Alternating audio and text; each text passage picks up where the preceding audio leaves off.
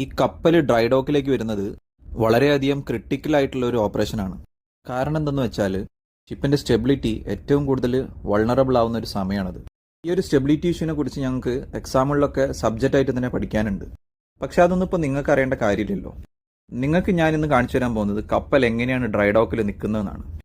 നിങ്ങളിപ്പോൾ ഈ കണ്ടുകൊണ്ടിരിക്കുന്ന പോലെ ഇങ്ങനെ ബ്ലോക്സ് എന്ന് പറയുന്ന ഈ ഒരു സാധനത്തിന്റെ മുകളിലാണ് കപ്പൽ നിർത്തുക. ഇത് കപ്പലിന്റെ നടുവിലും സൈഡിലും ഒക്കെ വെച്ചിട്ടുണ്ടാവും. ഡ്രൈ ഡോക്ക് എന്ന് പറയുന്നത് ഒരു മെയിൻ്റനൻസിന് വേണ്ടി നിർത്തുന്ന ഒരു സംഭവമാണ്.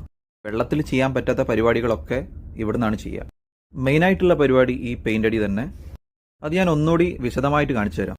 ഇങ്ങനെ ഗ്രിഡ് പ്ലാസ്റ്റിംഗ് യൂസ് ചെയ്തിട്ട് എല്ലാ റസ്റ്റും ഒഴിവാക്കും. പക്ഷെ അതിന് മുന്നേ ഹള്ള് നന്നായിട്ട് കഴുകും ഫ്രഷ് വാട്ടർ യൂസ് ചെയ്തിട്ട്. അങ്ങനെ ഗ്രിഡ് പ്ലാസ്റ്റിംഗ് കഴിഞ്ഞ് കഴിഞ്ഞാൽ ഫസ്റ്റ് കോട്ട് ടച്ചപ്പ് ചെയ്യും.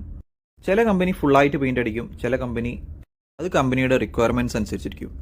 ഇങ്ങനെ ഫസ്റ്റ് കോട്ട് പ്രൈമർ അപ്ലൈ ചെയ്ത് കഴിഞ്ഞാൽ ഒരു സെക്കൻഡ് കോട്ട് പ്രൈമർ അപ്ലൈ ചെയ്യും. 3 കോട്ട് ഓഫ് പെയിന്റ് അത് കപ്പൽ എപ്പോഴും അടിച്ചിരിക്കണം. ഇപ്പോൾ ദാ സെക്കൻഡ് കോട്ട് പ്രൈമർ അപ്ലൈ ചെയ്ത് കഴിഞ്ഞു. ഈ സെക്കൻഡ് കോട്ട് പ്രൈമർ അപ്ലൈ ചെയ്ത് കഴിഞ്ഞാൽ പിന്നെ ഫൈനൽ കോട്ടിലേക്ക് കടക്കും. ഫൈനൽ കോട്ട് അപ്ലൈ ചെയ്ത് കഴിഞ്ഞാലും കപ്പലിന്റെ ഹള്ളിന്റെ മുകളിൽ കുറേ മാർക്കിങ്സ് ഉണ്ട്. അതെല്ലാം ചെയ്താലേ കപ്പലിന്റെ ഒരു പെയിന്റ് അടി ഫിനിഷ് ആവുള്ളൂ.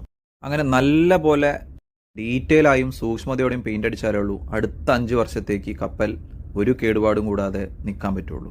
ഈ അടിക്കുന്ന പെയിന്റ് ഒരു പ്രത്യേകതരം പെയിന്റ് ആയിരിക്കും, ആന്റി ഫൗളിംഗ് പെയിന്റ്. അതെന്ന് പറയുന്നത് പായലും പൂപ്പലൊന്നും പെട്ടെന്ന് അറ്റാക്ക് ചെയ്യാൻ പറ്റാത്ത ഒരു പെയിന്റ് ആയിരിക്കും. അങ്ങനെ അറ്റാക്ക് ചെയ്ത് കഴിഞ്ഞാൽ വീണ്ടും നമ്മൾ ഹൾ ക്ലീൻ ചെയ്യണം. ഹൾ ക്ലീനിൻ്റെ ഒരു വീഡിയോ പ്രൊഫൈലിലുണ്ട്, അത് നിങ്ങൾക്ക് കണ്ടാൽ അത് മനസ്സിലാവും. ഇനി അടുത്ത വീഡിയോ കാണും വരെ താങ്ക് യു.